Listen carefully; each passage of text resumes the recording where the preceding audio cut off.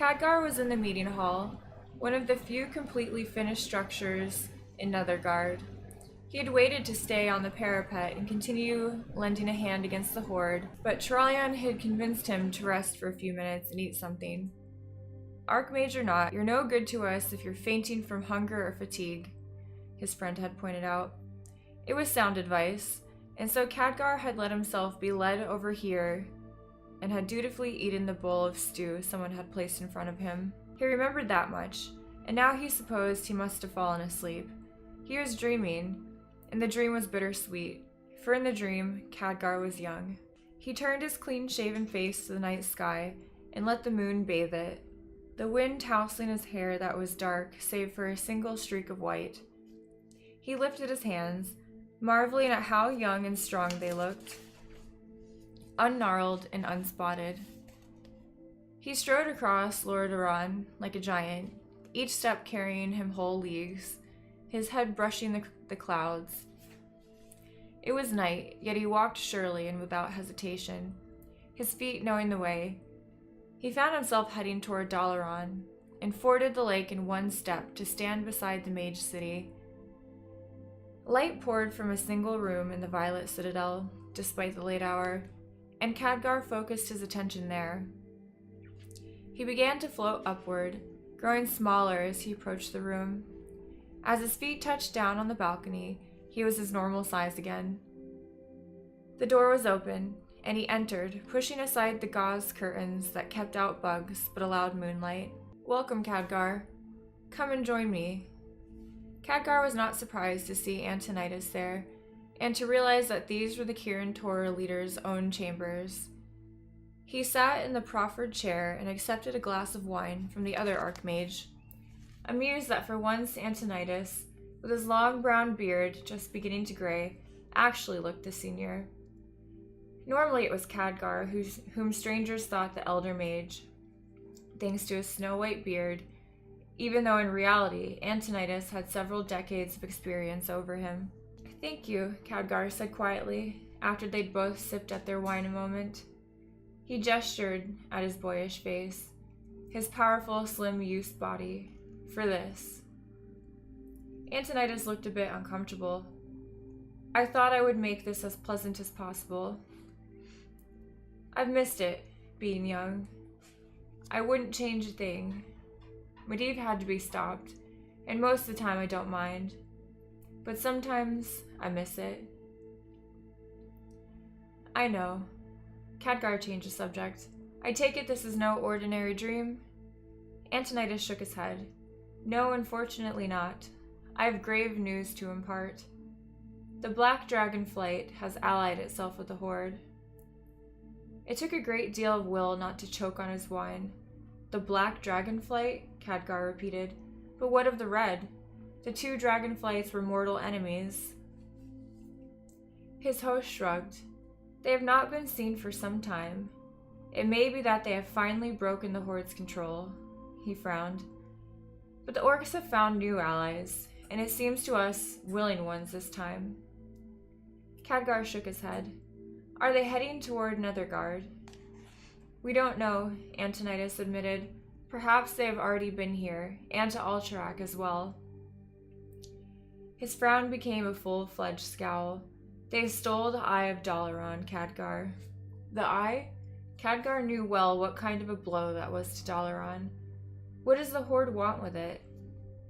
"I know not, but they were here specifically to steal it," Antonidas confirmed. "A handful of Death Knights managed to get past all our defenses, take it, and use the dragons to escape. Dragons that shortly thereafter slaughtered the Alliance forces watching Alterac, no doubt at that traitor Paranold's command." Khadgar made a face. "I wonder how Paranold managed that." "Yet another mystery. I know how much you are dealing with already, Khadgar, but I thought you should know." "Thank you," Khadgar told him, and meant it. "Yes, I'd rather know." He frowned thoughtfully, reaching to stroke his beard, and momentarily nonplussed to find only his bare chin. "And perhaps I can even find out why these things happened. First the Book of Medivh, Now the Eye of Dalaran. Why these specifically? He set his wineglass down on Antonidas' desk and stood, reluctantly. I should be getting back. Back to being a boy in an old man's body. Back to watching Ilaria and Trallian enact a painful drama of denial and hurting and solitude when any fool could see they would be stronger and happier together. Back to fighting orcs and closing portals and bearing the weight of the world on his artificially aged shoulders. He sighed heavily. As you wish. Good luck, my boy. Antonidas waved his hand, and Khadgar awoke, sitting up at Netherguard's meeting room table. He was back in his elderly body now, and felt a wistful pang as he regarded his withered hands and long white beard. Rising, Khadgar left the dream and the meeting hall behind. He spotted Trallian and a few others at the main gate. They were clustered around a new prisoner. They looked up as he approached and stepped back. The Archmage suppressed a shudder as he saw the creature's rotting, once human face and glowing red eyes. Khadgar, Trallian called as he noticed his friend. I was just about to send for you. I assume you needed my help with this one? Was the light ineffective? Trallian looked frustrated. Quite the contrary. His reaction was so extreme, I was afraid I was going to kill him. I thought perhaps you... Of course. Khadgar sank down to a crouch beside the prisoner, meeting his fiery gaze. Do you have a name, Death Knight? The creature merely snarled, writhing against his bonds. They held fast, however. If that's the way you want it, said Khadgar, shrugging. He summoned power to him, then focused that power into a tight beam. The spell easily pierced the horde creature's defenses, as Trallian's light probably had. But although the Death Knight stiffened, he was not so maddened by agony he could not speak. And speak he would. Your name? The Death Knight glared at him, murder in his eyes. But his mouth opened and formed words of its own accord. Gaz Soul Ripper. Good. Now how did the Horde reopen the portal? Khadgar demanded, as Trallian and the others crowded close behind him. Ner'zhul, it replied. Ner'zhul used the skull of Gul'dan to force the rift to open again. Is such a thing possible? Trallian asked. Entirely, Khadgar said. It's starting to make sense now. We know Gul'dan created the Dark Portal in the first place, working together with Medivh. It's likely that his remains would still have a link to it, and therefore could be used to gain greater control over the rift, just like the Book of Medivh. Ner'zhul had needed Gul'dan, or at least his skull, to open the rift again. And without that skull, Khadgar couldn't shut it either, not completely. Now he understood why the rift had remained before. Without using Gul'dan's skull, Khadgar would never be able to seal the rift for good. And without the book, he wouldn't be sure he was using the right spell. He felt a tap on his shoulder. Glancing up, he saw Trallian gesturing him to step away. Puzzled, Khadgar complied. Good news, Trallian said. Our forces are driving the Horde back toward the Dark Portal. We also had word from Admiral Proudmoore. Other groups of orcs are running too. Apparently a band of Horde orcs, backed by black dragons, if you can believe it, stole several boats from Meneth Harbor recently. Khadgar sighed, remembering his dream conversation with Antonidas. I can believe it. Wait, you said boats? Aye. They headed southwest into the Great Sea. Khadgar gripped Trallian's tunic. Southwest? Damn it. What is it, Khadgar? They're not running. The boats? They were heading for the Tome of Sargeras. Gul'dan tried that once, and it killed him. Why would the orcs do that? Medivh is dead, and Sargeras is gone. The tome's empty. The tomb's empty. His eyes widened slightly. Isn't it? It all clicked into place. Sargeras is gone. Khadgar said slowly. But that doesn't mean the tomb is empty. We know the orcs are seeking artifacts. What if Sargeras left something there? The tomb was shielded so that no creature of Azeroth could enter. But the orcs were never from here. The wardings would mean nothing to them now, just as they meant nothing to Gul'dan when he... That's it. That's gotta be it. Khadgar turned back to the Death Knight and dropped to his knees beside the creature.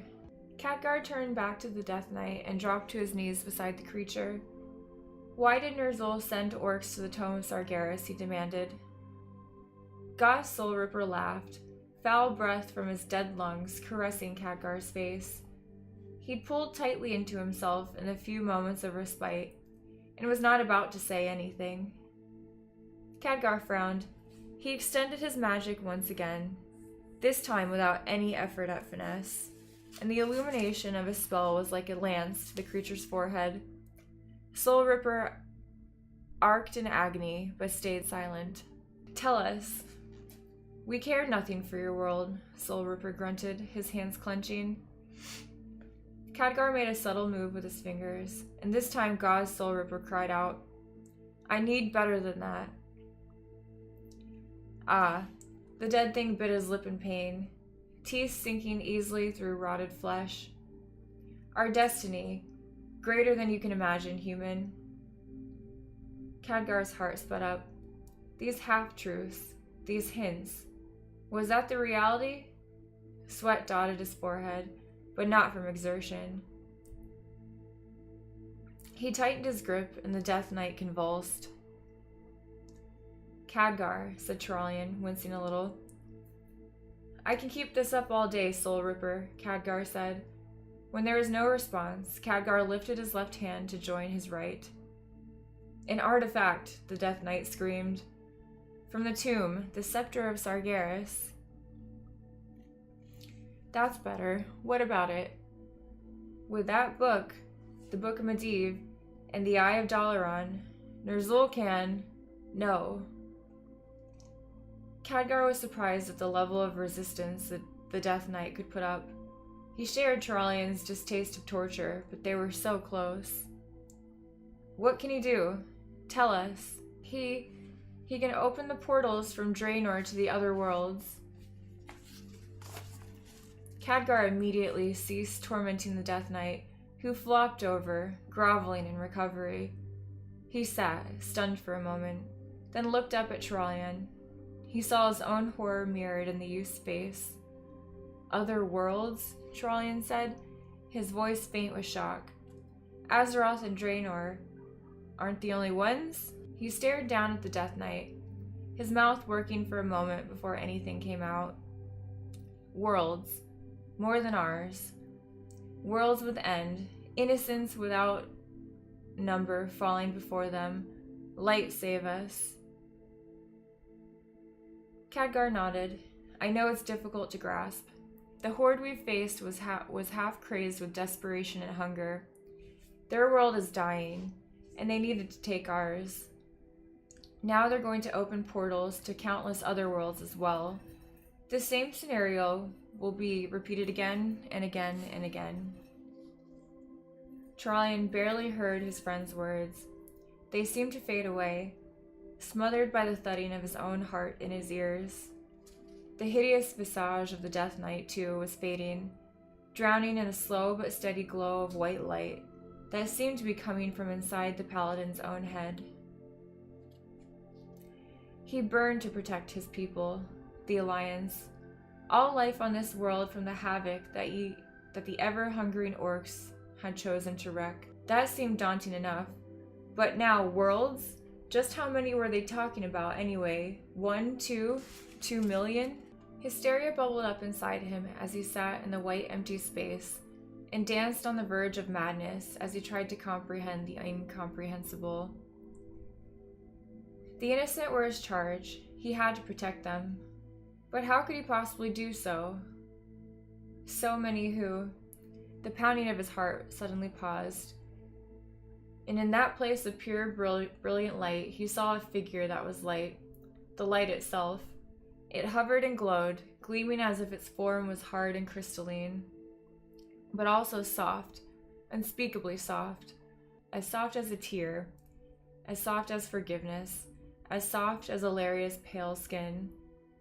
Golden strands draped the being, and Trallian could not tell at first if they were leading from or to the creature.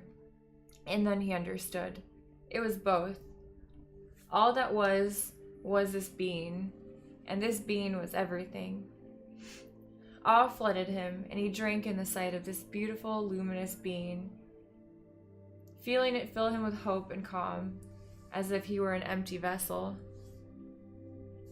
"Do not despair," came a voice like bells, like chimes, like the sigh of the ocean.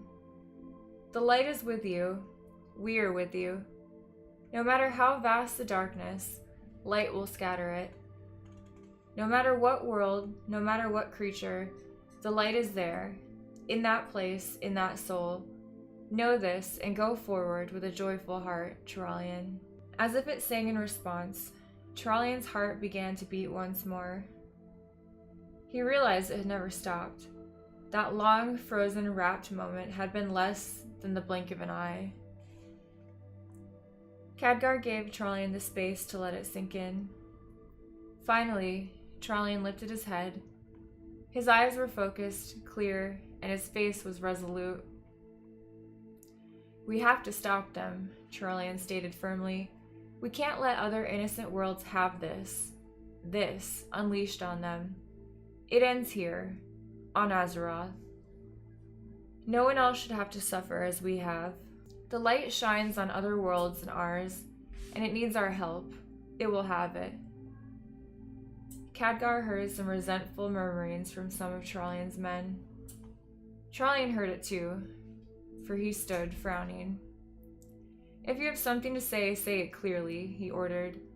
The soldiers who'd been talking exchanged glances, then one stepped up. "Sir, why don't we just let them go? If they have fresh worlds to take, maybe they'll just go away and leave us alone." "Even if it were that simple, we can't let that happen. Don't you understand? We have to stop them. We can't save our world at the expense of countless innocent lives." "Besides," came Illyria's clear voice as she strode up beside them, dusty and sweaty and splattered with blood too dark to be her own. "What is to stop them from returning once they've gotten fat off plunder?" With her sharp sense of hearing, of course, she heard everything. Khadgar thought her a trifle paler than usual, but she was almost eerily composed. "Would you like to battle a horde twice the size of the one we faced during the Second War, completely united and with the ability to open portals to Azeroth from anywhere?" Khadgar saw the disappointment in Trallian's eyes. The paladin had hoped the men would understand his point, and more, he'd hoped Illyria would. But it seemed Illyria was still consumed with hatred for the orcs. She did not really care about other worlds. She wanted to hunt the orcs down and kill them herself. She had no wish to let others share that particular cruel delight. She turned to Trallian, and color rose briefly in her face, and then subsided. "Sir, while we were fighting, I saw something I think you should be aware of. We noticed a group of..." Khadgar was barely listening to her musical voice. Something else was nagging at his thoughts. Something was not right. He gasped as understanding burst upon him. "I am an idiot," Khadgar cried, cutting Illyria off in mid-sentence. "They're not losing," he shouted. "They're retreating. They found all the artifacts they needed, and they're returning home to Draenor. The entire invasion was just a feint to distract us, and now they're done." Gaz Soulripper glanced up at him, shock and fear in his glowing eyes. The Death Knight surged to his feet, snapping the stout ropes that bound his hands and feet and chest. Terror lent him magical strength as well, and from somewhere deep inside, Gaz shunted aside Khadgar's mental lance and raised fresh shields that blocked the Archmage's reflexive attempt to regain control. "You will not interfere," Gaz roared, leaping atop Khadgar and wrapping mailed hands around the Archmage's throat. "You will not thwart our destiny." The Death Knight began to squeeze, and Khadgar gasped for air, struggling to push the creature away even as his vision swam.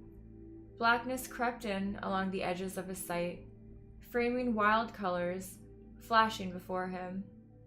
He couldn't push the hands away. He couldn't think to summon a spell.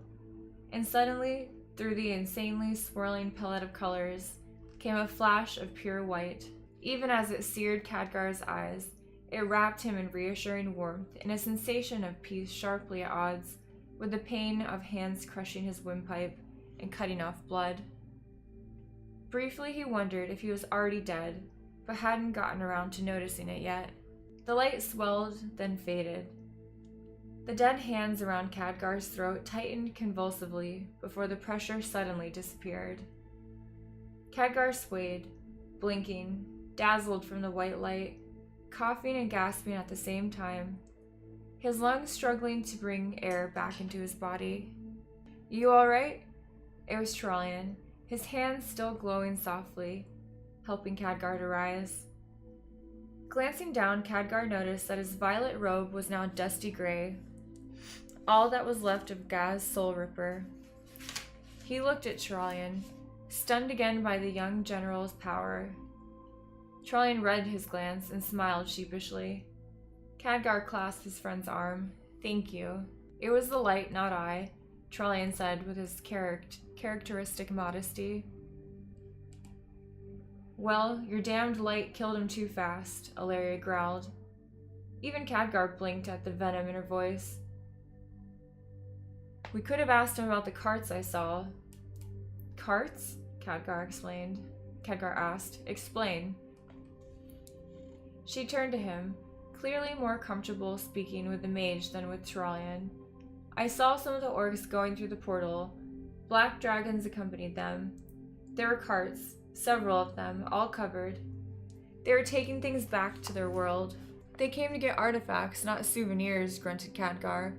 "What would they need carts for?" Ilaria shrugged. "I know not, but I thought you should know." "Another puzzle piece. Just when I thought we'd figured it out." Khadgar brushed disgustedly at his robe, then looked up at them. "We've got quite the task ahead of us. We need to send an expedition into Draenor. We have to find and kill Ner'zhul before he can open any more portals, retrieve those artifacts, especially the Book of Medivh, and Gul'dan's skull, and destroy the portal for good."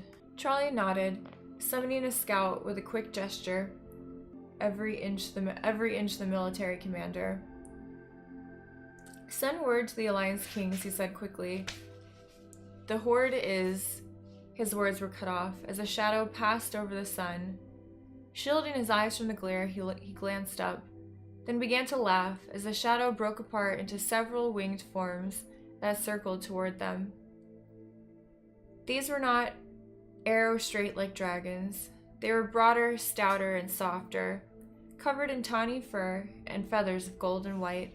"What took you?" Trollian called back, laughing with Khadgar, as Khadgar Wildhammer, leader of the Wildhammer dwarves, shook his head and managed to look embarrassed from atop his griffin. "Bad winds," the dwarf admitted, bringing Skyrie in for a landing. The great beast landed gracefully and cawed, flapping its wings one final time before its rider dismounted. Despite the direness of the situation, Khadgar found himself smiling. It was good to see pale, gruff Khadgar. "Your arrival is most timely," the Archmage said, stepping forward to shake the dwarf's hand and permitting his own to be enthusiastically pumped up and down. "We have a message to be delivered, and quickly." "Aye? As long as you promise me and my boys will get a crack at those greenskins, we'll take a message for ye." He waved at some of the other Wildhammers, who hastened forward and stood at attention. "We need to dispatch several messages to the various leaders," Trollian said, the grin fading. Khadgar wondered if Trollian really knew just how no-nonsense he could look when he had to. "Tell them this. The orcs are retreating to Draenor, but they have found a means to open new portals to other worlds. The dwarves' eyes widened, but they didn't interrupt. They're taking with them cartloads of something they obviously value. We do not yet know what. Trollian continued, we intend to pursue them through the dark portal and stop them from opening those portals by any and all means necessary. Are you sure, lad? Khadgar asked quietly. Trollian nodded. Everyone stood silently for a moment, knowing that Trollian spoke what had to be done, but even so, rendered mute at the reality. Now hurry, Trollian said. Make that griffin earn her dinner. The scouts nodded, saluted, and mounted their griffins and took to the skies.